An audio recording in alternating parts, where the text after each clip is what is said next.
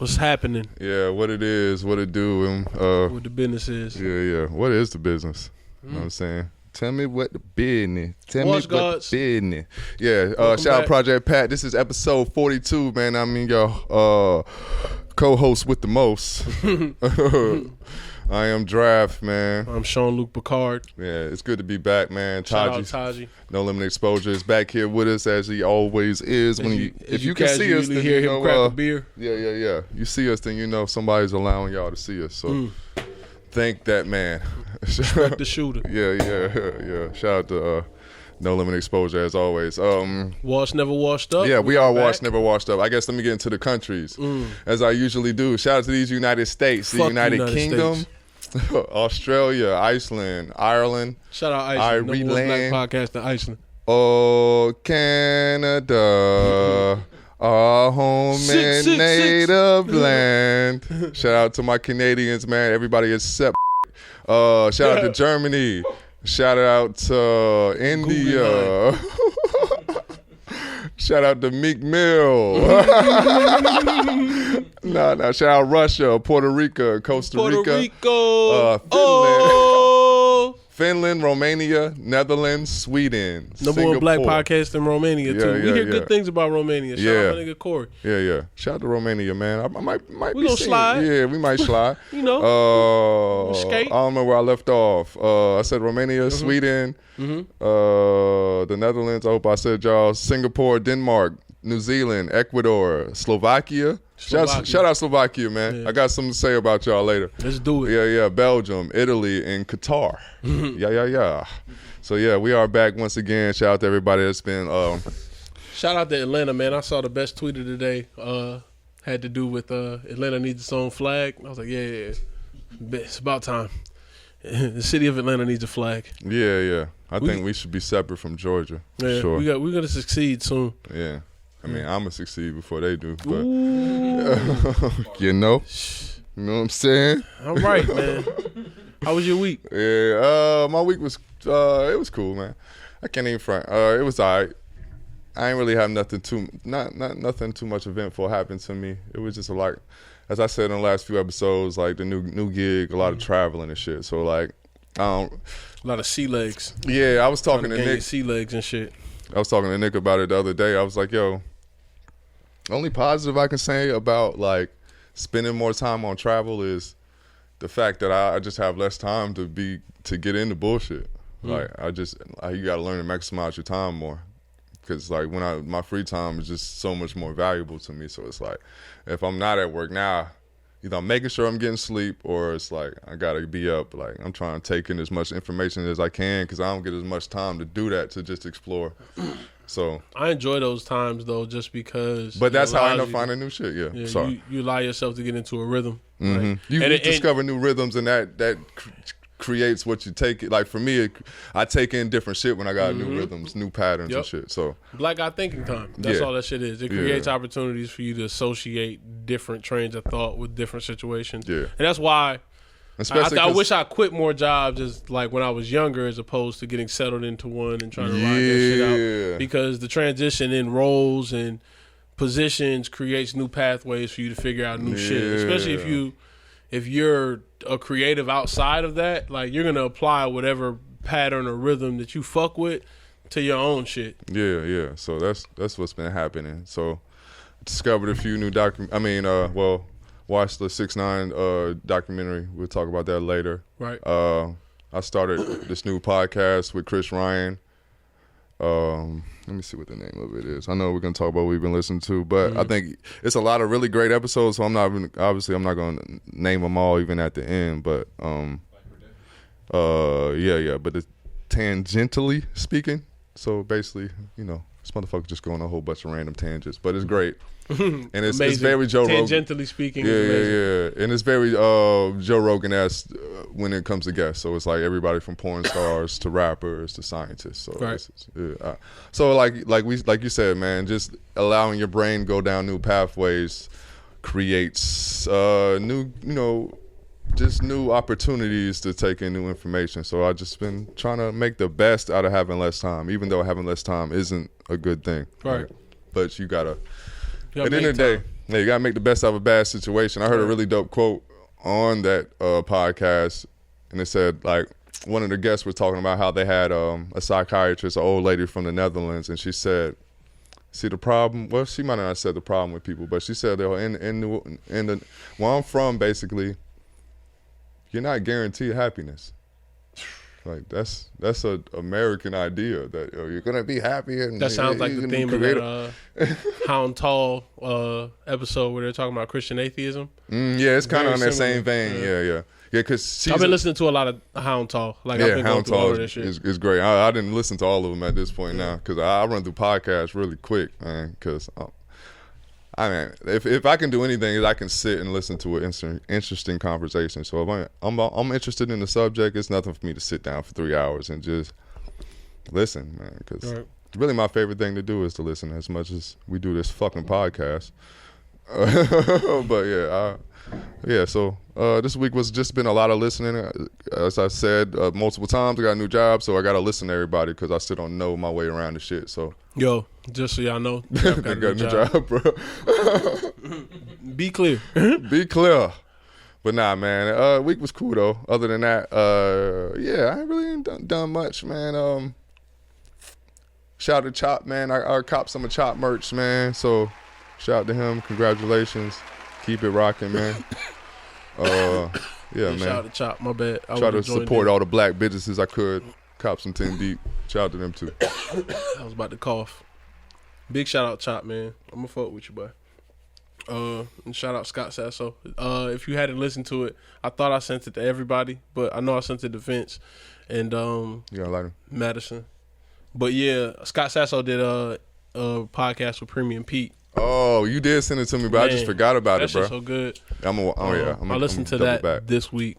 But yeah, this week was kind of in the spirit of not complaining. I swear, I'm not gonna complain about my week this week. But it was another doozy.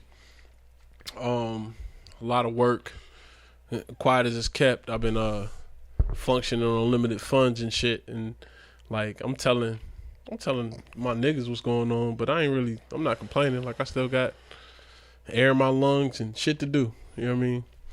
But it's weird, like having to walk out on faith and figuring like, man, regardless of what happens, I got to do this shit. So I really had like a real come to Jesus moment with like operating on essentials. One thing I can say that I is a positive about me being fucked up so much, you know, whether it be financially or just life shit, just going through a lot of shit at a young age that I really didn't understand, is I'm actually comfortable not knowing what's gonna happen next. Yeah, and you have to. Yeah, it's just like I already like. As soon as some shit happens, I start weighing my options. And also, you gotta just try. I'll try to trust that I'll put good enough energy out that it'll be fine, man. Whatever the outcome is, it might not be ideal, but it'll be fine for sure. But my come to Jesus moment was like my week was so bad. I was sitting there saying to myself, like, with everything going on in the world, if I got a terminal illness, I probably wouldn't trip. Like I wouldn't. I just let, like, this is natural selection. And it was like, it kind of came from the idea, like, I found out a friend of mine, shout out John. John just got I talked to John today, but John just got over having COVID, and I didn't even know. It was just kind of fucked up. And I found out my dad's homeboy, like my dad's partner, like, he had COVID. I'm like, man, like, everybody low-key is, like yes. You can see the surge right here. Yeah, shout out to Kevin, man. He just called me, actually, today and told me, like, his sister-in-law, her dad got it, so he in ICU. So damn. So like they trying. Shout out Kev, man. God bless. Yeah. So shout out to the Delgados. Me and my dad had a conversation prior to that where he was just like, I was telling him like, man, I'm at a point where all my friends dying, and he was like, nigga, you. I'm 60. What the fuck are you talking about? Uzi voice, nigga. Yeah. All my friends are dead. What? So. I'll find it. 5-second rule. All right. Scoop it up like a ground ball. But I thought about the fact that I even wrote about it. If I was really, really sick, I knew it was nothing I could do to make my life comfortable. Like it'd be my time to just walk. I just do all the shit that It's crazy that you brought this up. So I was trying to wait on it, but speaking of tangentially speaking, they had she's like a doctor that studies death, basically. So she wrote a whole book about just our relationship with death in American society, and she talked a lot about how. Shout out Backwoods, man. This shit stayed lit. Mm-hmm. But she talked about a lot how like we have such a weird relationship with death because we never get to see it firsthand. And it's avoided. Yeah, and like so, and instead of like, so the idea is that if you create a relationship with death, you'll have less angst about it. So the part of life that I can tell makes me different is my relationship with death. I always tell people like, yo, I had a lot of friends die around me at an age where I knew what death was. Prior to that, a lot of my grandmother's family were passing away because she's like the youngest girl. Mm-hmm. So like all her older siblings would pass away. Funerals was like family reunions for us. And I noticed that that's a trend between a lot of the friends that I have. Like they're exposed to either trauma or death really early. Yeah. I remember I think I had, a lot of my family lives in Iowa. People used to try to use that against me. Whatever, nigga. I'm from Atlanta, nigga. See me or say something, nigga. Or do both, bitch. Anyway, but get the gunshot. bullets. But nah, man.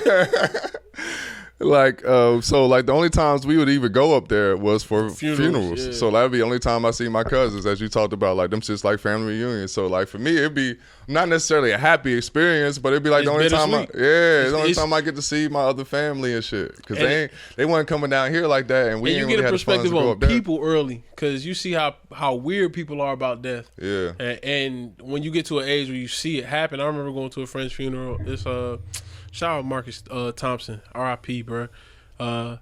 He was a friend of mine. Like, you know what I'm saying? Just like you you had classmates. Like the same shit that happened when I was at open campus, and we was like, yo, I knew the cat that, that you know what I'm saying, that shot dude that went to my school. And I was like, damn, like the world's so small. But I remember going to his funeral and seeing all the drama that went around it. I'm like, man, like death really shows you a person's true self. Yeah. It's like death and sex. Like you get to see people that they most vulnerable. Yeah. And vulnerable is tricky. I don't know.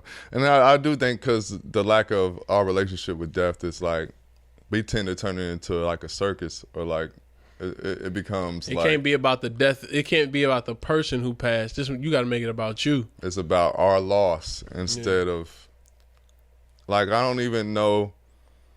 I always had this idea about death where this is going to be a dark-ass podcast. People get ready. Nah. But my whole idea with it was, for me, even right now, is only one losing is me, man. Like, everybody else needs to shut the fuck up, man. And I can't cry when I'm dead. So other than that, man, we need to just chill. Everybody got to relax. I'm out, man. And the part of the reason why it's like when I leave the house, it's like I'm out, man. So I'm just never coming back, and it's cool. It's gonna be one of those, like, I'm gonna talk about it later in the podcast. Ideally, I've said everything I had to say. But I do a fucking podcast, a rap. I said everything. Yeah. What the fuck else? You should have been listening. Yeah. What the fuck else? But I watched this movie called Into the Wild this weekend. Have you seen it? Into the Wild. Heard of it? Yeah. Into the Wild. Yeah. Into the Wild with what's his name? Elmi Hirsch. But he did some shit. I remember saying before I saw this movie, like, yeah, one of these days I'm not gonna have a funeral, nigga. I'm gonna call all my niggas. We gonna talk and be like, yeah. So I'm gonna walk. Like, I'm done trying to fit in. I'm done. Yeah, I'm just gonna walk. I'm gonna build exactly. I'm going, what you call it? Walden's Pond. Like, I'm gonna find a place. I'm gonna build a cabin in the woods. That's just gonna be my spot. And we can have all those moments. We can talk. Like, you ain't got to cry over my casket. I can be here to hear all the I love yous and all the real shit that you had to tell me. And then I can be on my way. But I don't want to die, nigga. I don't want to die and have people argue over about, like, the little shit I got left, if any, or the lack thereof. You know what I'm saying? I don't want that shit. I don't want it for y'all. So You know what I mean? That's gonna be my funeral. That'll be my funeral. But yeah, in a nutshell, my wash moment is like, yo, when I die, don't cry for me. Bust bullets in the sky for me. You already know, nigga. I don't want all that sad shit. Just let me do my thing. Yeah. But yeah, topics. Well, cheerio. Nah, I guess I get into my wash moment. I'm jumping the gun. Yeah. Nah, it's all good. My shit's not as heavy as his. Luckily, I guess. But yeah, I just been listening to a lot of old school rap. I'm sorry. It's not as complicated as that. I'm just, but to lean on that topic though, just to shoot you some bail, like it was a time in, like, rap is dark now, but it was just a time in rap, a time in music where I just fell in love with that like gritty sound, and I think gritty has turned so rhythmic that it's not the same. It's catchy. So you don't really get this. Or what's the word? Kitschy? Like it's almost cliche and catchy. Like even when we say like when I just said the Lil Uzi shit, like all my friends are dead. Like that shit is a bop. That shit got a bop to it. You know what I mean? Like had dances. But if you listen to Quiet Storm by Mobb Deep, nigga, that just is what it is. Like so I listen to Blood Money by Noriega, man. Yeah. You can't dance to that shit, man. Yeah, it's just real shit. You so like grab your gun and cry. So I miss that type of rap. I don't know if I'm necessarily feeling that way, but I like to just sit into the darkness. I think in general, because we had a pre-production meeting, the shit I fuck with about the artists that we talk about, like the Prodigies, the Sean Prices, it's like I like the fact that it's perspective music, and a lot of the perspective isn't necessarily bright and sunny. I even like that in my R&B artists. One of the reasons I don't like love songs is the fact that it's too easy. I like Amy Winehouse because she gonna give you the dark side of shit. Like, Take the Box, fucking the whole Frank album in general. Like, Back to Black. The title itself, it gives you a perspective on the scope of what they're talking about. Yeah, so when I listen, I was really fucking with Return of the Mac a lot this week. So shout out to Prodigy, R.I.P. Prodigy. R.I.P. Prodigy. Shout out to Alchemist. Yeah. And you gonna bring it home, bro. Man, Alchemist gonna get this Grammy. Yeah, you deserve it, bro. You've done a lot for the culture. Too much. But he got joints like Rotten Apple and like Mac 10 Handle, just like. Yeah, it was funny as I fuck with it. I saw the conversation in the group chat, and they were like, yo, this is everything that Griselda is now. And I'm like, bruh, I should go and listen to it. And when I walked in, you playing it, I'm like, okay. Like, from the door, literally. Like, I could tell the comparisons. But, and shout out to Alchemist for creating that vibe. Yeah, he's always had it. Him and Prodigy is something special. Yeah, I just love...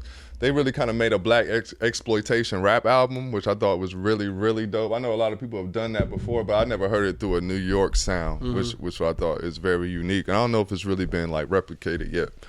And Prodigy is really the only dude that can pull off a lot of these beats because he's got unique a flow. rhyme pattern. Yeah, and you were talking about how like Prodigy would go like a bar and a half, 2 bars without rhyming. Yeah, and I think that's just a Queens thing. Rapping about pushing the fucking brain bone, the nose bone, push your nose bone through your brain and shit. Like it's just weird shit that only he would say, but I appreciate that. It's just, I don't know, man. It's just like a certain time. Y'all don't speak the done language, man. Yeah, man. I just, yeah, man. I grew up on all that type of shit, so.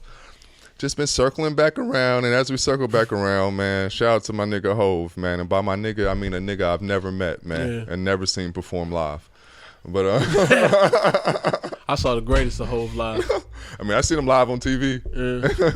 I saw Hov when he was here right after the Black album. And he just got into it with, I think he was going on tour with R. Kelly. That was the Kelly joint. I remember being with you around that time. Like. And they were slated not to come here, but they ended up coming, and it just being titled the Jay-Z and Friends tour.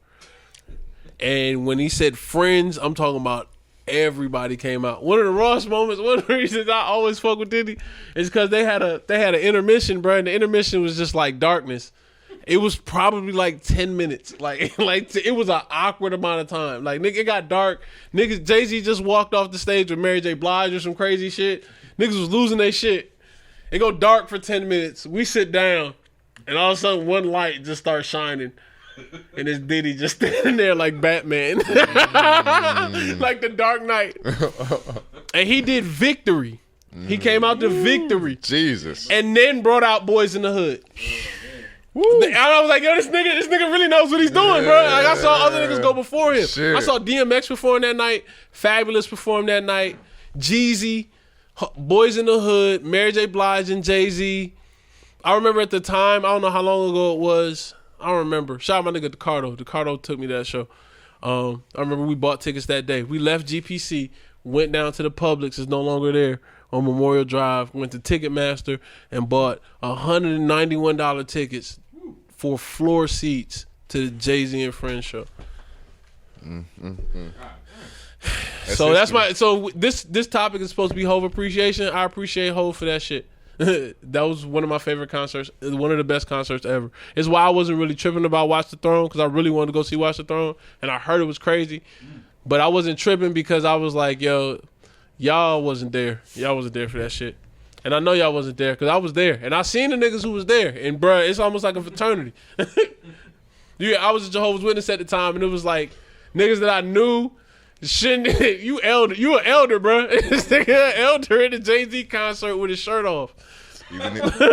Even if Jehovah's Witness, he'll never testify. Ooh, man. I show you how to do this, son. But yeah, man, I don't have any like close calls with Jay. Or like, obviously, I haven't seen a nigga live or nothing, but I don't know. Jay's hasn't always been my favorite rapper, but as I grew to understood lyricism, like it's kind of hard to ignore Jay. His birthday just passed. That's the reason why this Hov appreciation, December 4th. Mm-hmm. So shout out to Hov. I don't know. What more can I say, man? Rock boys. I remember my first song. Nah, but I'm trying girls out. Nah, man. Shout out Hov, man. It's too much to say. Like, the one thing I did learn over the weekend, I was in the Chatty House, and it had a room with Lupe, Lenny S, Freeway, Just Blaze, Bink. Shout out Meezy, it was his room. Shout out Steve-O, he was in there too, one of the moderators. And just a lot of everybody that you could probably really think of. 21 Savage was in there. Shout out 21. And they talked about how Hov was really fighting to get the beat to Lucchini. And he ended up with Feeling It, because Feeling It is another cat that produced that. What's his name? The Currency guy. Oh, Ski Beats. Ski Beats, yeah. Ski Beats produced both of those joints. But yeah, he was actually trying to get Lucchini. And I'm like, yo, Hov on Lucchini would have been insane, bro. But shout out to Hov for always having an ear. Lupe also told a lot of dope stories about when he was creating Food and Liquor, and just how he would hit Hov up and he would like kind of just give him the thumbs up, and just having a Hov. He said like Hov really like pretty much told him Superstar was out of here as soon as he heard it. Like, he's like, Hov was really the first person I played music for, like, through the first 2 hours. Imagine being able to sit down and being like, yo, listen to this. Like we do with our niggas, and it's like, and it's Hov. Yeah. A lot of the shit that I fuck with Griselda about was once I heard that Hov was fucking with him, because we've heard a lot of Hov stories, like the fact that, like, Guru said that Hov pay attention to everything. Yeah. Battle rap, he tuned in. Yeah. Like, Lil Uzi Vert tuned in. Freddie Gibbs tuned in. Like Griselda tuned in. So when he sits down and he's like, yeah, you see him in a room vibing with Conway in the studio, that shit is like, all right, I wonder what that is. Yeah. I wonder what that is. That shit means something to me to let me know. It's like, a lot of my heroes, they still got good ears. Well, maybe not a lot of them, but Hov, for sure. So shout out to him. He just released his year-end list too with all the tracks. He had 2 Freddie Gibbs songs. He had Baby Shit, which is probably one of my favorite songs of the year. Like, Baby Shit still rides, man. Baby Shit is great. And I think, and shout out to Freddie Gibbs always got one of them joints that just kind of resonates. For me, it was really That's why I like Bandana better than Alfredo. Well, Alfredo got 2 too. Like it's probably Scotty Beam. Shout out Scotty Beam and Baby Shit. And then the other Scotty Beam was the first one to call me, but Baby Shit is the one that lasted longer for me. Like Baby Shit. Baby Shit, I heard that and I knew it was one of them. And the Conway joint is dope. And the other 2 on Bandana were to me it's the Pusha T joint. What's the name of that shit? Palmolive and Practice. Yeah, Practice is dope, but I love Goddamn. Goddamn is my shit. Yeah, Goddamn. Situations is kind of crazy Situations is kind of interchangeable with Practice to me. Yeah, I mean the intro is stupid too. Yeah. Oh, freestyle shit. Yeah, freestyle shit. And the fact that he did come full circle, Jay Appreciation, the fact that he did that because hip hop was in the studio talking shit about Jay, and he was like, "That nigga's not the only nigga that can rap." Yeah, I forgot. And he was like, yo, this nigga Jay just walk in there and spit the craziest shit and don't write. And he was like, "What the fuck? This is my session, nigga." And again, the Young Thug shit kind of makes sense just because if you already know you dope, you nigga. I do this shit too now. Your chest out in the studio. Yeah, shout out Jay, man, for not only being one of the greatest, but inspiring some of the greatest. Yeah. I mean, what's crazy is I think, well, if you rap, everybody had, like, at least I had a story similar to Freddie Gibbs, and maybe that's why I fuck with him so much. My brother-in-law hit me with the same shit when I used to be recording, like, just over at the crib and shit. He'd be like, I was like, it's back when I wasn't even a huge Hov fan, and I was like, yo, I mean, nigga don't write raps. I mean, anybody could do that shit. He's like, nigga, you can't. And like for the next 5 years, I didn't write shit just because I was trying to live up to Jay's standard, trying to figure that shit out. Like, I remember before I started writing, I remember seeing this nigga in the closet recording. And I'm like, what the fuck? Like that wasn't some shit. It was like a nigga sitting in front of you and learning another language. Like your homeboy, like you don't know your partner speaks Spanish. And then he walk over on Buford Highway and hit the taco stand, and he ordered for you. Damn, Nick, what the fuck? But yeah, man. So shout out to Hov, man. Yeah. For me, I guess the greatest rapper to ever do it. We're gonna stop saying that greatest rapper alive bullshit. Yeah. Like Big is probably my more favorite rapper if I had to break it down to verses, but Hov is probably.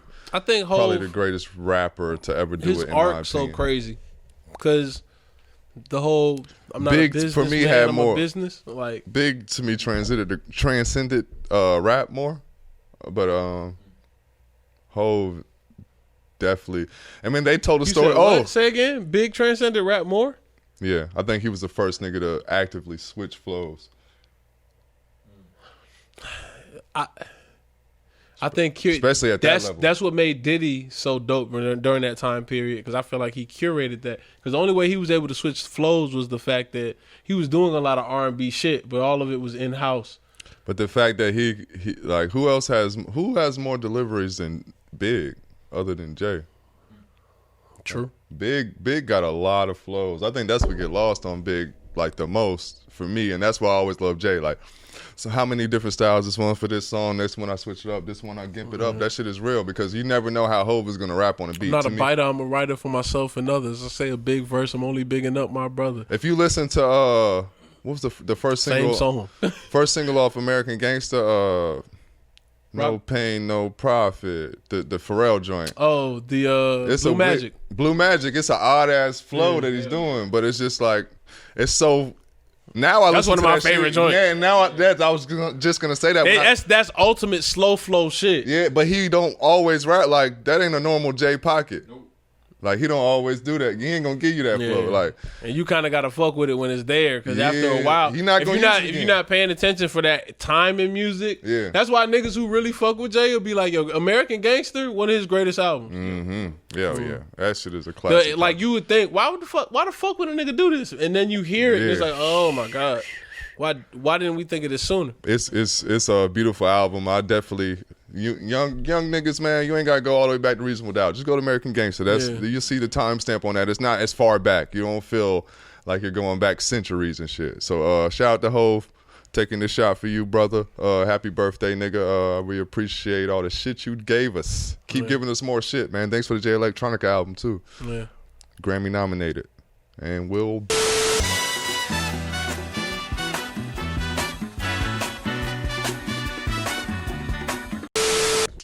And we back. Yeah. The guys are back with your niggas. Oh, where were we starting again? HBO Max. Oh, yeah. Warner Brothers HBO Max merger. Yeah. HBO signed to Warner Brothers and they didn't even want a brother. Ooh. I'm back again, baby.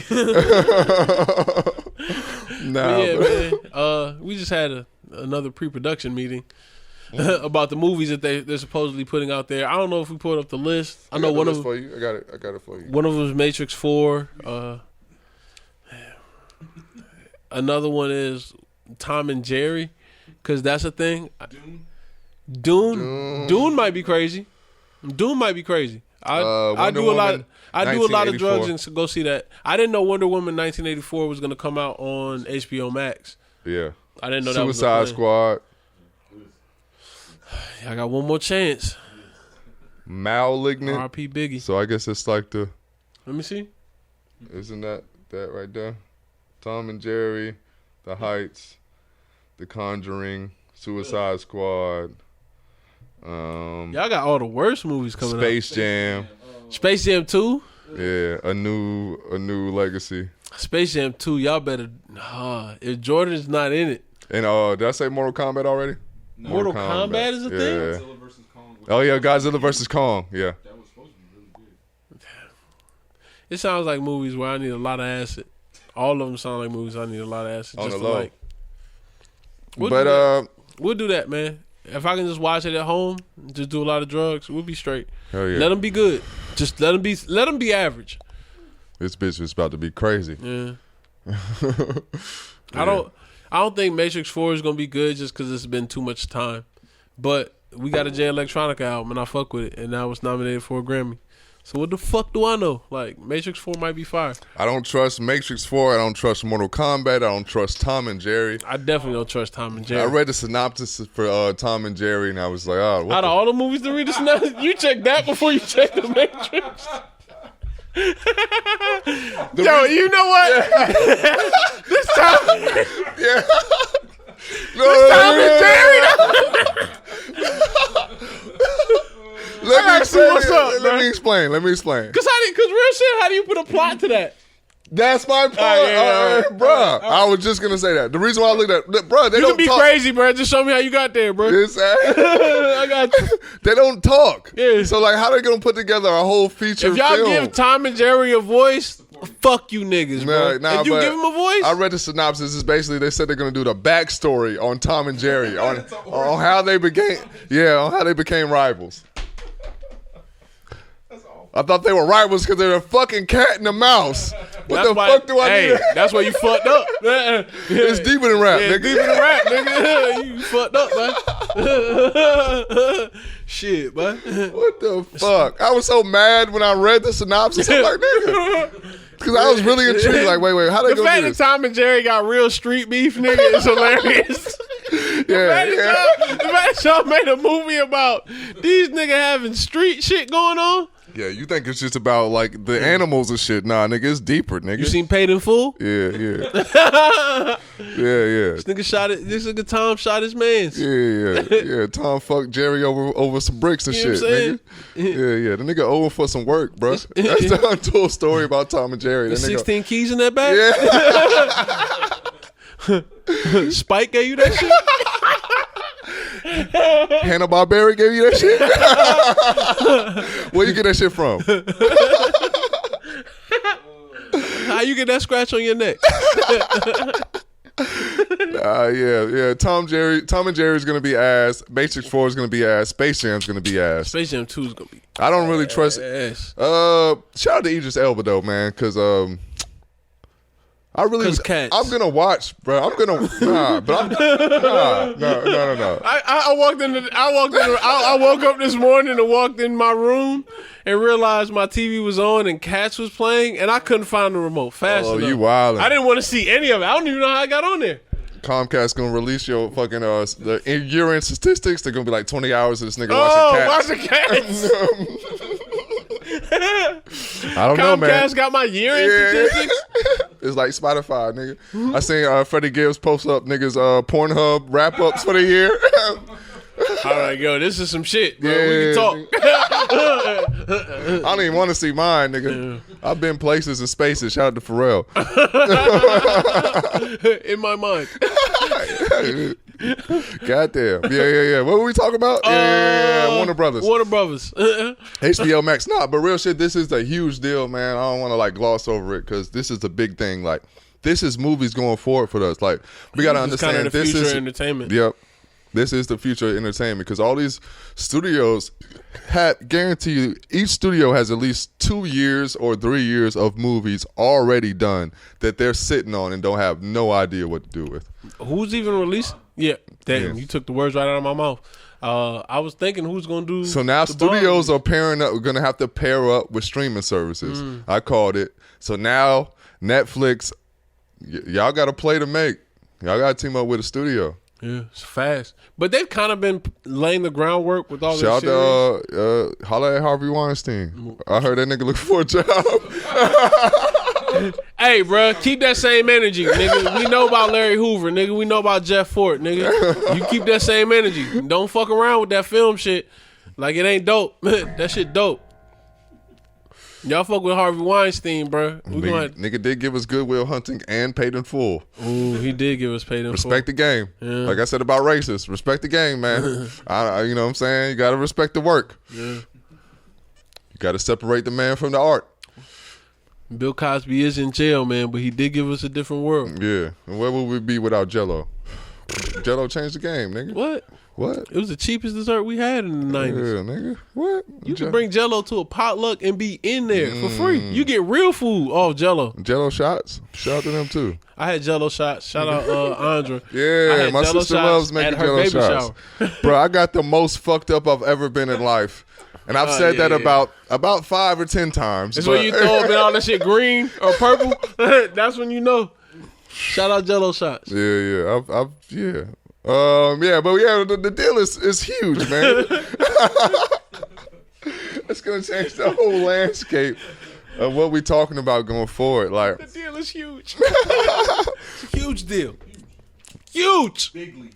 So I think going forward, we're gonna see all the other movie studios start to pair up with streaming services and trying to figure out what they're gonna do with these movies. Because realistically, you can't put them out in theaters and expect a really good return. You're gonna have to get that shit up front. Right.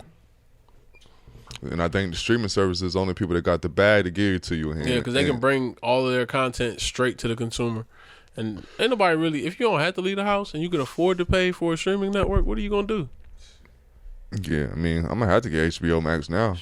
Watch all these shitty ass movies just to stay in tune. Just so you can have some shit to talk about on Chatty House. Mortal Kombat. The worst movie series ever made.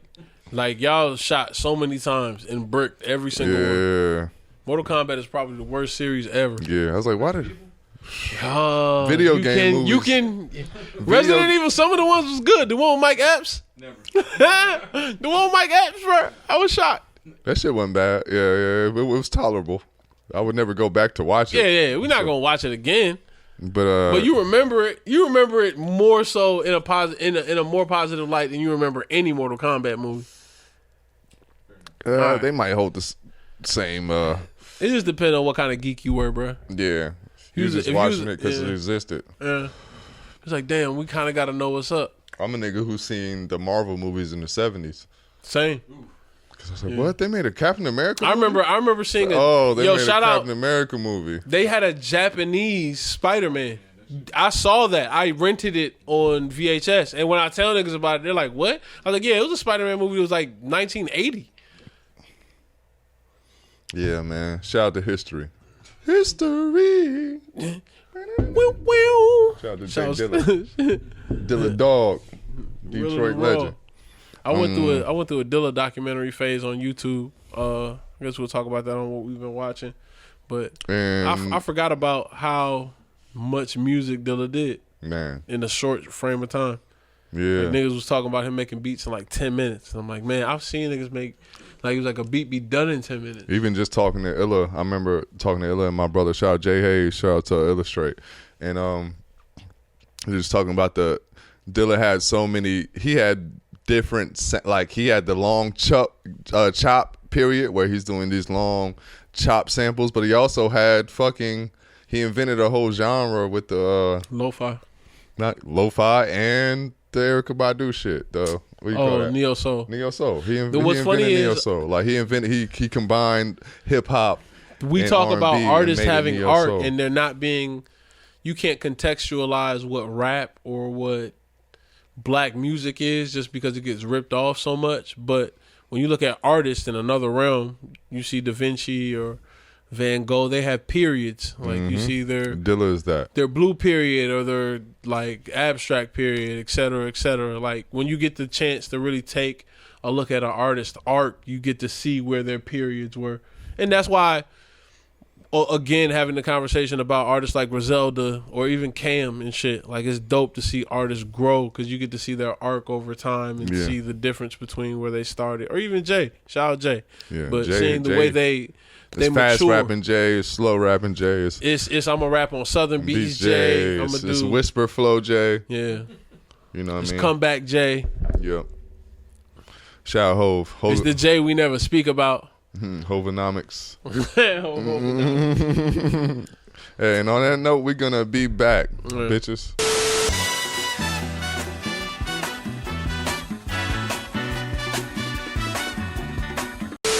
Back, bitches. I had to make a little quick pit stop on your hoe. Know what I'm saying? Know what I'm saying? Know how she do? She be wild with it. Sometimes she gotta interrupt the podcast.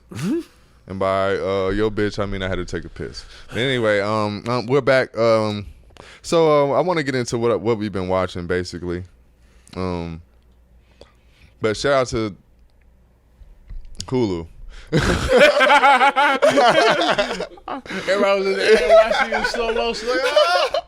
This nigga Blake Griffin, he just threw it in there. Yeah. But yeah, I watched. I ain't gonna touch that rim. Yep. I watched the documentary. I always said I wasn't gonna say his name on the podcast, but fuck it, man. Like after watching the documentary, I definitely had a complete different perspective on like, dude, it's not like I'm shooting him bell, but I just think we overreacted as a society. Like we gotta talk about just niggas, man. It's like the whole conversation about us, bro. Stop letting us be so excitable about shit, man. Niggas snitch every day and niggas do whatever to get the. It's plenty of regular ass nigga snitches that you dap up every day. That's been complete bitches when police pull up. Fuck, they ain't got federal indictment cases. They got regular weed. They got weed in their pocket and they telling the cop that it's you instead of them. Like nigga, trust me, it's way. Most niggas that be getting snitching tags on them just be lying on their partners and they catch them for some random shit. They do the same shit racist white people do. They call the police, except they actually be in some shit.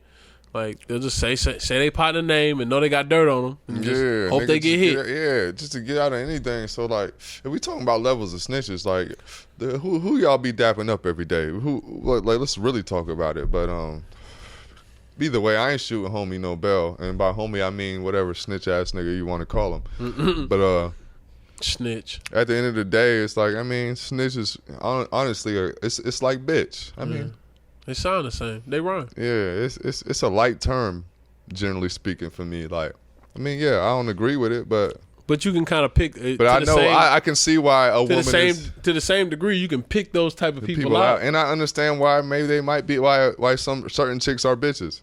I kind of get why. Yeah, you don't expect it.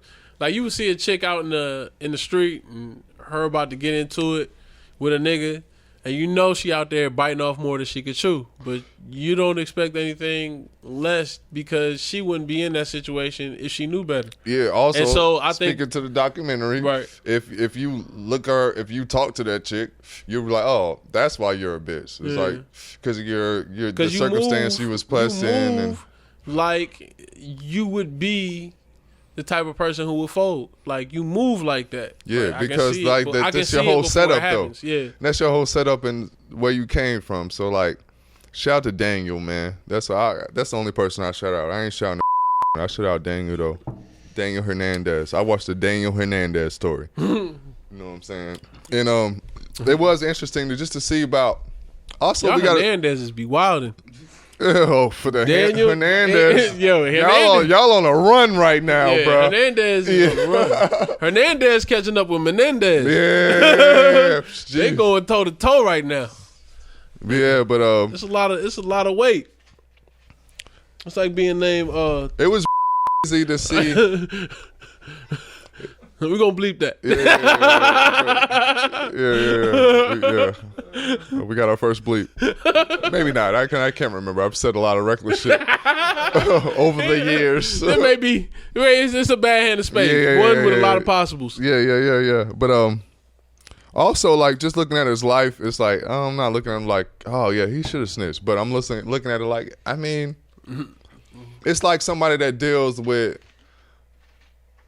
Like when a chick tells me like, yo, I found out he was on drugs or some shit. I'm like, bitch, was you not watching the whole time? You don't know when a motherfucker's you just don't know what you don't know what a nigga like. Yeah, you don't know what a nigga on drugs looks like? Like you know when you're around a this nigga. Nigga got arm acne. Yeah. He just get nosebleeds a lot. It's just in like the summer and the winter. And in between. And this might be a shitty take, but it's this hunter-gatherer shit. If you don't understand what an enemy is, it's kind of your fault. Yeah. Like, I'm done shooting niggas bail. Like, oh, he's the bad guy. Bitch. Very much so. Bitch, it's survival. And I mean bitch as in every motherfucker that fuck with him that's like talking all this shit. In the sense of having a pussy, but a pussy having no goddamn sense. Try and push. Like Hov, man. HOVAnomics. Some niggas don't understand how to move. HOVAnomics. Some niggas just don't understand how to move. Yeah. When you recognize certain shit, you gotta adjust. And everybody. I don't be mad at niggas being fuck niggas. Yeah, at all. I'll be mad at me for falling for the bullshit. It'd be like the same thing with racism. I don't be mad at racist niggas. Just tell me what it is. They gonna keep it 100, and we can move how we move. Because I'm gonna do what I do. I don't want you around me on some snake shit, and I feel like. In that situation, it sounded like a pit of snakes. Like everybody was trying to get over on it. It was a whole bunch of thirsty niggas just eating off a nigga who was clearly had no morals. And we gotta start being rational with each other, because I'm hearing a lot of conversations among niggas who I know on a first name basis who are taking social media takes on street shit. Like I saw it with the King Von shit. I saw it with the 6ix9ine shit. Mm-hmm. Everybody acting like this don't happen in the hood, and you haven't rationalized it. A lot of y'all niggas be hanging out with snitches, bro. Y'all be hanging out with niggas who snitch. But you hang out with just dirty motherfuckers with no ethics. Or niggas who will snitch. It's ways to be in the hood. Like, one thing niggas got to understand. Like, I ain't going to act like I'm the most street nigga or whatever, but I've been in hoods, nigga. And it's ways to where you, like, operate, where you're going to be respected and everybody, like, people are innately love each other, bro. Like, whatever you want to say. Like, I don't give a fuck what the circumstance is. If you keep it 100 outside with people, of mental illness, for real. Yeah, outside of like, you take away government structures and all that other shit when it's just people just living in a place. Yeah, nobody is looking for violence. Like, I'm tired of that narrative being spread like amongst black people or whatever, like colored person. That's not a real thing. Like, because I've been in places where people talk about, oh, this shit gonna go down. Like, niggas could have got me 1,000,000 times and they definitely didn't. Right. And it's not because I'm tough. Like, cause it's not that. It's just like niggas not trying to do that shit. Niggas got their own shit going on. Like, right. And if you don't give a fuck about them, if you don't give a damn, we don't give a fuck. Yeah, like, you can create beef if you want. You can come through the shit, fucking up niggas' money and shit. Then the niggas might have to touch creating you. a scene and shit, drawing. Shout out cousin Corey. Yeah, we could talk about like a lot of niggas who run into beef. And again, that goes into like niggas knowing how to move. Like, you recognize certain people in certain environments, and you're like, all right, I might not need to be over here. If you was on Edgewood at department store, nigga, and you made it through that era, you might know how to move, nigga. Like, cause this shit that's happened on Edgewood since where I done talked about. Or you learn a lesson. That too. By not moving correctly, because it was still. Like, it's been probably more gentrified than it was, like, you know. It's got to be. Because like, now the barricades are there all week long. It was a certain era where it was still mixy. It was still mixy boy status. So, like, you got a little bit of everything going on in that bitch. If you act funny, then you could really get touched up. And the beginning of that era, I felt like, was beer and tacos. Because I remember going to beer and tacos and it being a transition. I remember talking to Jason. Shout out Jason, Raunchy Clothing. I don't remember your Twitter name because I know J. Ross. J. Ross. There we go. All right. Shout out J. Ross. Shout out J. Ross. I remember talking to him outside of Baron Tacos, and he was like, "Yeah, this might be my last time coming here. This might have been like 2016." I was like, "Bro, this shit is actually at its peak. Why the fuck? Why?" And he was like, "Nigga, I'm seeing the True Religion crowd come out, nigga. When I start seeing mech jeans and True Religions, I know there's guns in here. So I gotta move differently." And it was like, that's the transition to Edgewood. Like, you started seeing the True Religion crowd come out. I've said that shit ever since, nigga. As soon as you see the True Religion crowd come out, scene done. All the creative shit is over with. Street niggas done found out now. Yeah. Toolie and the Truly. Toolie and the Truly. Shout out 2 Chainz. Yeah. But yeah, man. Shout out Daniel Hernandez, I guess. Yeah. Ain't really no shout out to him, but like one thing you gotta understand is just like, if you understand, I ain't gonna act like I'm this street aficionado, but at the end of the day, like, I know how life moves. Life has a certain energy that you learned that shit at elementary school. You should. When niggas tell on you for silly shit, the same nigga who was in on it with you, like whatever it was. Also, you got to understand the type of people that love attention, like in an unhealthy way. Yeah, that too. And that's another thing that I picked out from the documentary. I watched him like seek attention in all the most unhealthy ways. Like you said, he walking around in jerseys that say pussy, HIV. Like one said pussy eater, like the front side said pussy, the back side said eater, and it had nigga on the pants from a Mexican cat. Yeah, this is... So a lot of... And another funny thing about the documentary, this is true. They talked to like the leaders of Treyway, like the Treyway House, quote unquote, and they asked them like, "How'd y'all feel about this Mexican guy with his crazy hair just screaming nigga, and it's all these black people behind him?" And they never answered the question. So yeah, one of them was like, "Yo, I'm just here to talk about the beginning of Treyway. I'm not here to talk about anything else." Exactly. Yep. He copped bail immediately, bruh.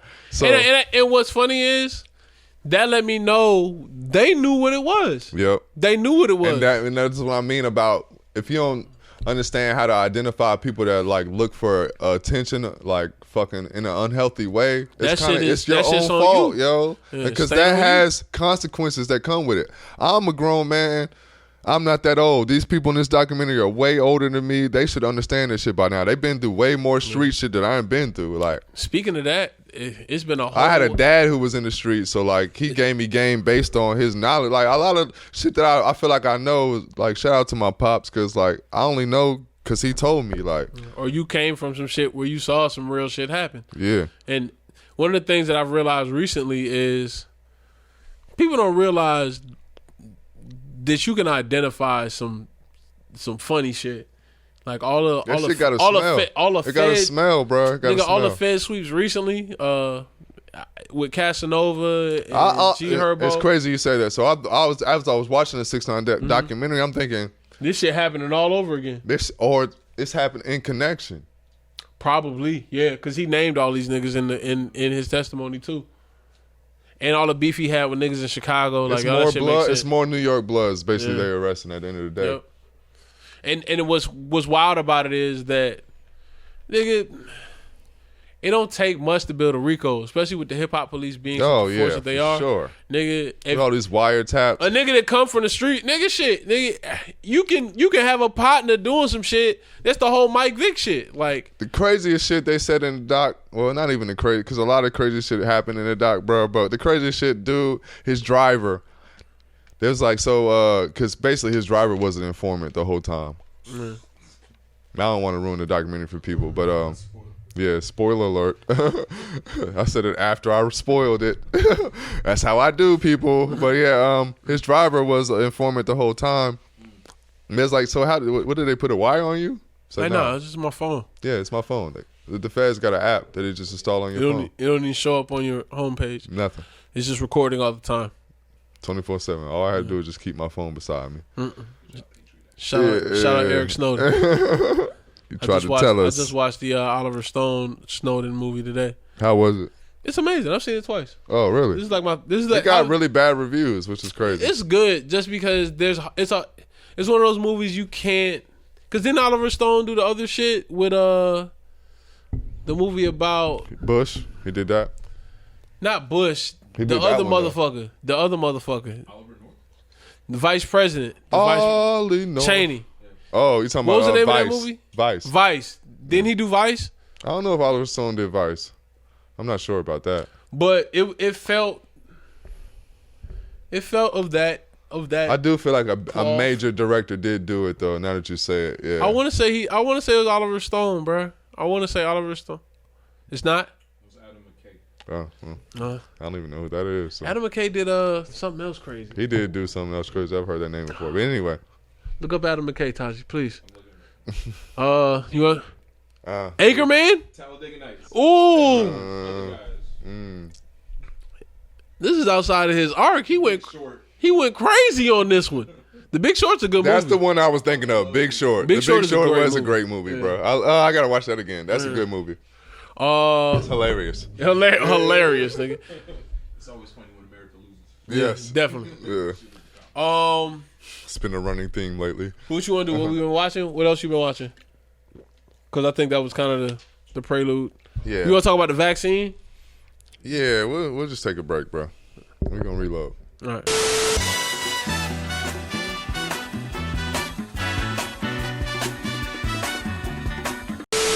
Hey, we're back again, man. We're gonna wrap this thing up for you people. We're gonna get into what we've been watching and what we've been listening to. I got a long list. Do you want to go first?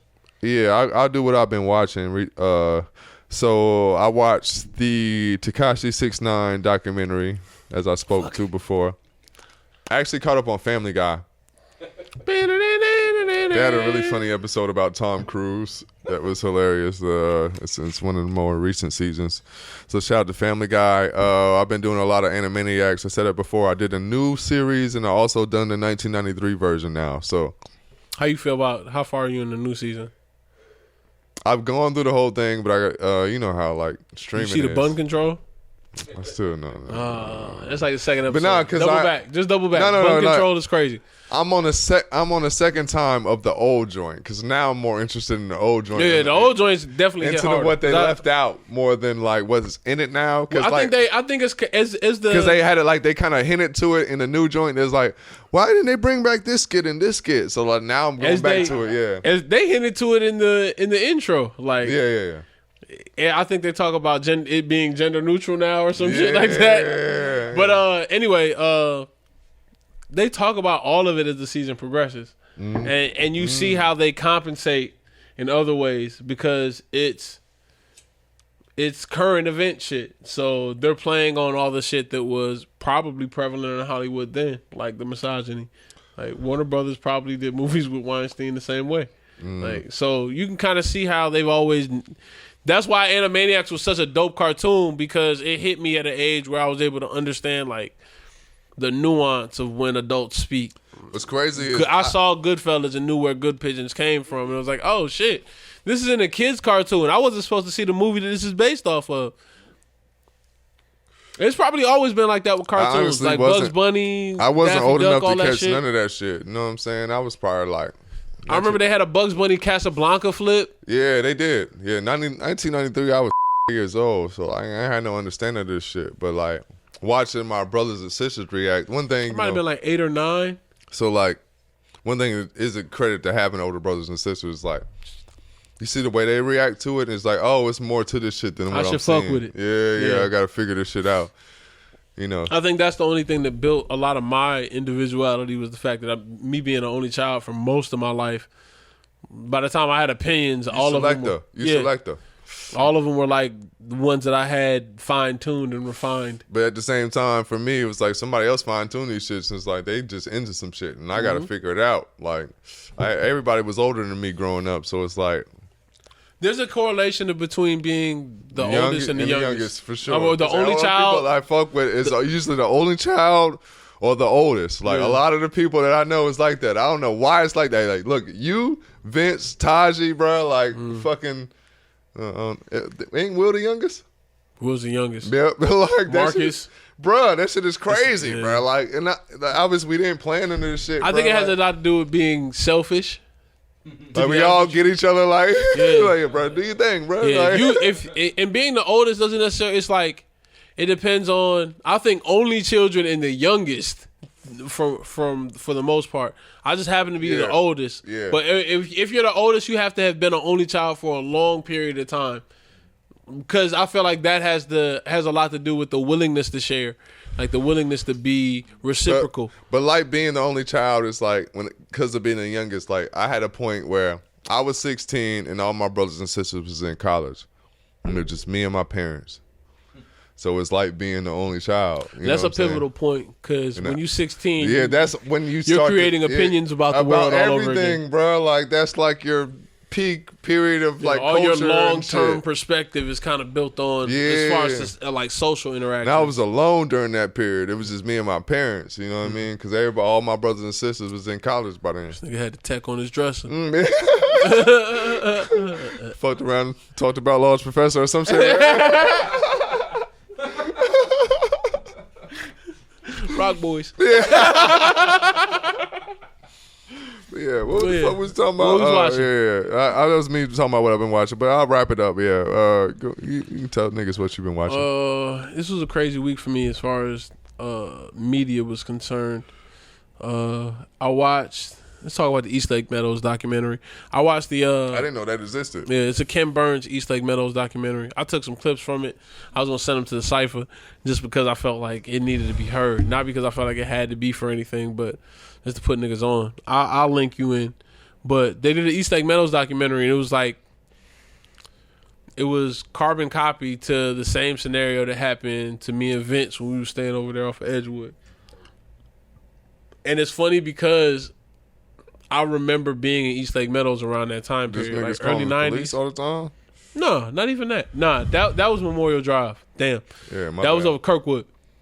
This is like Bub's old spot. Shit. Oh, gentrification shit. Yeah. Like they basically give you a voucher, like a Section 8 voucher for some shit. Yeah, get the fuck out of here. Yeah, get the fuck out of here. You can move somewhere else. And all of the ones that they gave to our particular subdivision or apartment complex were for apartments on the south side of the same realtor. And it was just like, yo, why is everybody trying to move to Riverdale? And now you see kind of like the overall move, like where housing is cheaper for black folks, where you see them starting to build up shit like the Camp Creek area. And you seen it over the same period of time we did. But I noticed it around the time we was getting evicted to no fault of our own. Yeah, it's just funny, like. But it was like that. It was the same shit with East Lake Meadows. And one of the dopest things about this documentary was it was a point in time where they just started gentrifying and they had approved basically the demolition for a lot of these homes over there. And they had gotten to that middle phase where they had destroyed half of the old ones, like kind of like they did with Mechanicsville, where they built condos and townhomes, but they still had the old projects and the low rises on this side, and they hadn't gotten to them yet. I lived in one of them apartment complexes. But nigga, they're all the way. They're all. Shout out to Mechanicsville. Scottsdale is one of them shit. Shout out to the year I spent in Mechanicsville. Shout out to Mechanicsville. Yeah, but they had the kids from the old apartments go to the new apartments and like film, and it's surreal seeing apartments that I know niggas who live in now be like, oh yeah, like we got 2 bathrooms. Like they're looking at bathrooms with 2 kitchen sinks. I mean, with 2 sinks. Pardon me. They're looking at multiple bedrooms. And like it was like, yo, y'all don't have this over there. And all the kids looking at each other like, hell no. And they filming it. These are kids in the early 90s filming it. They making songs. They doing a whole news production. It's almost like a parody of what we've seen happen to adults. Niggas who've gone through. I'm sitting there watching the shit with my daughter halfway in tears because I'm explaining to her like, yo, like you lived over here. Like this is where you, like we were fortunate to be able to get over here again because now where they at, like if you know the story about East Lake Meadows, nigga, it's $1 million houses over there. I had a cousin that lived over there. Nigga, I was spending the night at his house. Nigga, it was roaches everywhere. Nigga, no salt to them, but it was just. You a good dad, man. I just want to say that on camera, man. Thank you, man. I appreciate it. Yeah, man. Because it was important to me. It's good to like give your daughter that culture. That's very important. That's the whole reason I'm here. Yeah. If I can't do nothing else, I got to give you game. Yeah. And you gotta give her the most game. And she knows where she from. Yeah. Just because it's good for her she's to still see over that. there. Like, we still pull up on verses. Like you can create a leader. Like you can create something special with that. Because she knows that she comes from a real place. And I think that's the thing that... Understanding culture is big. A lot of people... Understanding your local culture and like what's happening around you is very big. Like, the reason we had to watch it was because I needed her to understand... We come from a real place. It's people in their 30s that don't understand the shit that you're teaching her right now. And I think that's very pivotal. Like, it's really dope that you're giving her this game right now. Like, that shit almost in tears just hearing you talk about it. Like, you know what I'm saying? Like, I appreciate it. And it means a lot to hear it because I think that these are things that are going to be just lost in the sauce when culture kind of takes a turn. Like, I got to tell her, like, it's a moment where we playing I Spy. All right, so I'm going to tell this story. This is real cute, like real cutesy and shit, but dad moment. We in the car. I'm in the car with TT. Shout out TT. And we playing I Spy on the way to the store. And she's like, TT's like, I spy with my little eye something brown. And my daughter's like, is it my skin? And TT's like, like she looking at me like no, but I fuck with that. So she tuned in like that. Yeah, so because good. I see it, I try to give her game so she understands that a lot of this shit is not. It's not just. It's not the way they prop it up to be seen. Like some people really not gonna fuck with you. No. The young G is definitely is sharp. So shout out to her. No, but yeah, I watched the East Lake Meadows documentary. I recommend that everybody does it. It's on PBS. It is on PBS. I don't know where you'd see that on any streaming network. Maybe Hulu, possibly. Look on Hulu documentary. YouTube may have it. YouTube got a lot of frontline PBS stuff. So it also made me realize that when they were doing interviews with people who were residents from there, they was talking about like niggas from the hood just doing shit to get money, and a lot of the niggas, if you know that area, would run to the local gas stations to pump gas, and they asked for a quarter and end up getting $1. And it made me think about niggas on the corner of these same intersections selling water. Like the same way the police was running up in there and trying to keep these niggas from selling water just so they can make money. The same way that they would ask for $1 and get 20, like, and niggas would put them on the gram and niggas would pull up to that same corner and buy juice. As soon as you stop that, the next step is them selling drugs. And that's what happened in East Lake Meadows. All they did was stop these niggas from making money in their own way because they denied these niggas resources. They denied these niggas inalienable rights. Like they were saying, like DeKalb County, you know where East Lake Meadows is. DeKalb County wouldn't pull up over there. Because like, yeah, we don't come over there. And they would have to call Atlanta PD. So imagine you dial 911 and it sends you to the wrong police department. Then you got to call the actual number for the police department to file a complaint. And they take an hour, sometimes not even come. And it took people in the community to start organizing shit. The same way that we saw, like a lot of niggas forget that Atlanta had real street shit going on. Like we can talk about LA, we can talk about New York because it's popularized, but them same niggas couldn't come down here and set up shop because shit was organized. The first apartments they did this shit to was Techwood. Nigga, if you from Atlanta, you know how notorious Techwood is. The second apartment complex they did it to, East Lake Meadows. These were the first apartments. And then after that, Perry Homes, Capitol Homes, all the places you see $1,000 condos now in the city. So, yeah, to reiterate and double down all that good shit, East Lake Meadows documentary on PBS. I watched Chameleon Street. I don't remember the director. I don't remember the actors. It was referred to me by a brother at Videodrome whose name I don't remember. But I do remember this. Chameleon Street was a great movie. It's kind of like the Black Catch Me If You Can. I recently found it because I got an unlocked Fire Stick. Shout out to me. But I've been watching all the shit I can't see or I forget.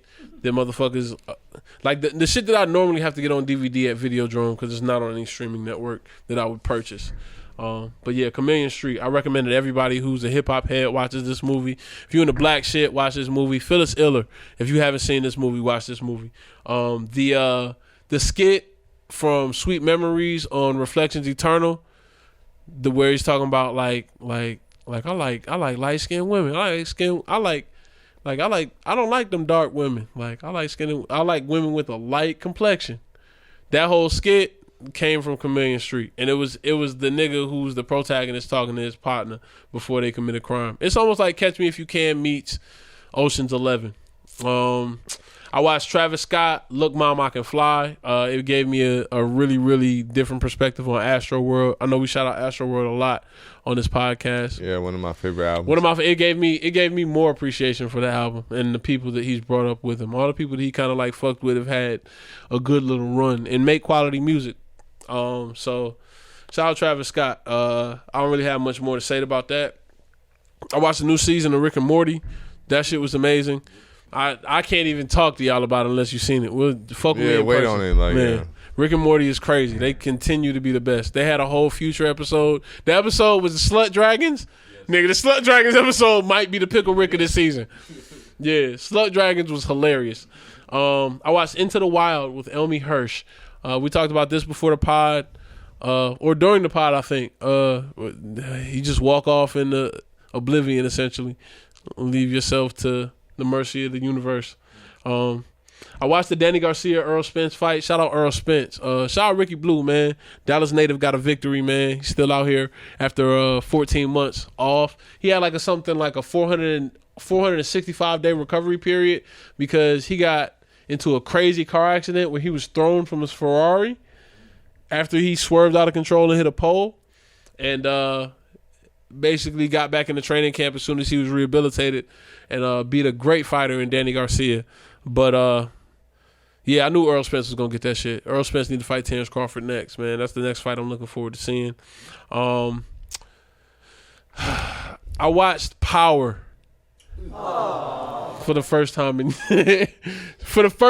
since Draft shamed me into watching. Where you going with this? But hurry this shit up, man. I gotta take a piss, man. Same. But I wanted to shout out Light Skin Keisha. I saw she was on the on one of the episodes of the newer edition of Power. Atlanta native. Also, I came out of that East Chain camp with Mikey Aristotle and Willie shout out to Hendricks. Mikey Aristotle. But yeah, that's all I've been really watching. We ain't got to go into what you've been listening to because I got to piss too. We'll do it. We'll come quick, back. Fast in a hurry. Yeah, we'll come back. All right.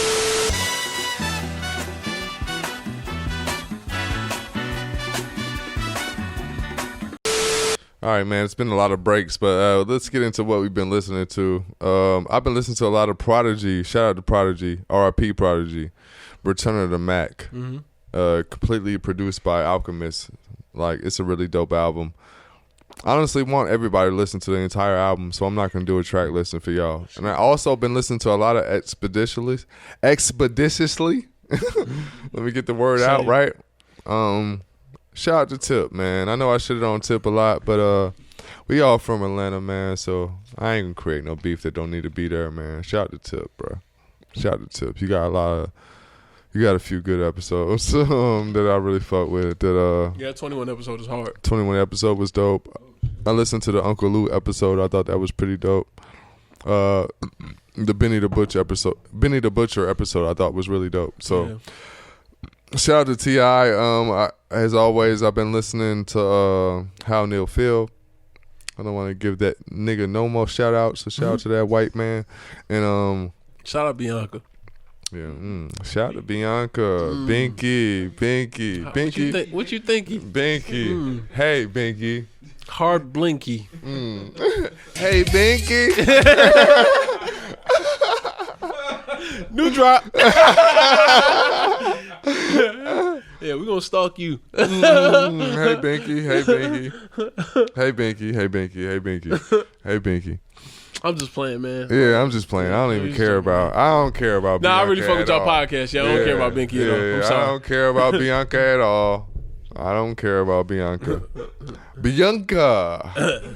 But anyway, shout out to Christopher Ryan, as I said before, tangentially speaking. Yeah, shout out Christopher Ryan. I fuck with you. I ain't even know I fuck with you. Yeah, man. You're one of my favorite guests on Joe Rogan, which actually led me to the podcast. Yep. So, I mean, like, I just dove into your podcast. Ideally, we're going to trade episodes. You're going to be on our podcast, and we're going to be on your podcast. So. Speaking into existence. We ain't even speaking it. It's going to happen. We'll see you soon. Shout out to Chris Ryan. I like that, man. Yeah, that's how I'm going to end it right there. All right. Since you stopped on podcast, I guess I'll start there. I've been listening to Hound Tall a lot. Pull up. Shout out Moshe Kasher. Yeah, shout out to Moshe Kasher. A lot of really funny and like insightful, introspective episodes. Yeah, I listened to a lot of the most recent ones. I listened to the one about the most interesting one I listened to this week was the one where I fought ISIS. The I fought ISIS episode was so I haven't listened to that one yet. That's just dope because it's like all right, yeah. The I fight everybody. If you listen to the I fought ISIS episode, it's whatever you expect. It's not that. It's the most abstract route to fighting ISIS I've ever heard. But yeah, I fight ISIS. I listened to the one about the Grateful Dead, which made me go back and listen to the Beatles. I can't remember the name of the 6 songs that you told me. The Abbey Road Medley. I listened to the Abbey Road Medley because of a. Shout out Moshe Kasher. Shout out to Moshe Kasher. I listened to the Abbey Road Medley because of a podcast I listened to on Hound Tall about the Grateful Dead. So I'm going to listen to the Grateful Dead this week. I'm going to try to do the live albums as opposed to the actual albums because I hear those are the ones that give them a better light or show them in a better light. But yeah, I listened to the Scientology episode of Hound Tall. What was the other ones? The ones we already talked about, like about the occult and pornography, and the other one was I haven't listened Christian to the full sex worker joint. So the sex worker joint is cool too. I listened to that one as well. I was kidnapped in Mexico. Fighting is really good. Memory Champion. Memory Champion was an interesting episode because I didn't know there are memory competitions, and there are grandmasters of memory. So they're like they'll give you a task, like something to memorize, like digits or equations or paragraphs, and you have a certain way of memorizing it. And it was something that I'm more interested in long-term memory, but go on. It becomes the same thing because memory, there are certain types of memory, but there are ways to, it's the same reason we remember our ABCs because it's in song form and it's rhythmic. There are ways to remember things by association based on how you learn. So whatever style of learning you have or whatever memory you're more prone to use, you can tailor that to remember all the little shit like where are my keys or like where did I leave my wallet and shit like that. So it was cool. It was a cool podcast. Just shout because out to you and the Pothead Pat Down. Yeah, the Pothead Pat Down has been essential. Shout out Currency. I think that's the first time I heard it. Yeah, that shit has been essential to my life. Yeah, you got to remember that shit. Yeah. I listened to Bill Burr Monday podcast, Monday morning podcast. I've been listening to Brilliant Idiots a lot. What's crazy is, shout out Charlamagne the God, because as many hot takes as you have in the arc that you've had, again, you can be crazy, just show me how you got there. I don't think we'd be in the same room and necessarily have the same opinions or the same takes on shit, but from a distance, I feel like I see why you and Joe Buttons had the type of relationship y'all got, because both of y'all say wild shit, but y'all get back to center eventually. So I don't even remember what it was. I've just enjoyed listening to the guests that you've had outside of Andrew Schultz, because you kind of get to talk your shit a little bit, and it's been fairly moderate lately. You've had a lot of reasonable takes on shit. But yeah, Brilliant Idiots.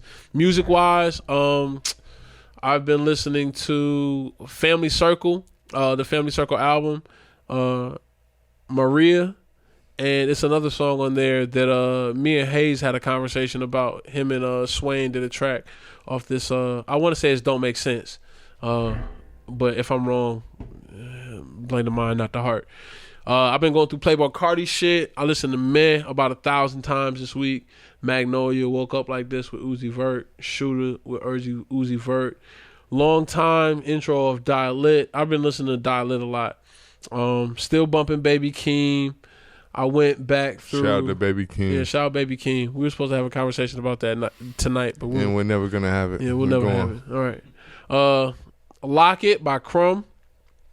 I've been listening to a lot of trippy shit randomly. Hypnotized by Jameson. Acid Test by River Tiber. Shout out to River Tiber. Miracles by Salt. I put a little playlist together on my ride to Stone Mountain Park. I went back through a lot of Brent Faiyaz shit, a lot of Saunders Son. I listen to Fuck the World, of course. I still can't fuck with or I still fuck with what's the name of that shit? I can't remember. It's the second to last song. Life is Good, featuring Drake and Future. What a Time to Be Alive. I went back through that album. We recently talked about Childish Gambino. I went through Awaken My Love. And Quicksand by Moray. I don't know where this nigga's from. I just happened to hear this song randomly. That shit rides. I don't really fuck with the other shit, but I haven't dived into a project yet, so we'll figure it out after I do some more research. But Quicksand, I was sending it to random niggas after I heard it and nobody responded, so it may be just some shit I'm on. But if this nigga blows up later, man, remember you heard it here first. And that is it for me.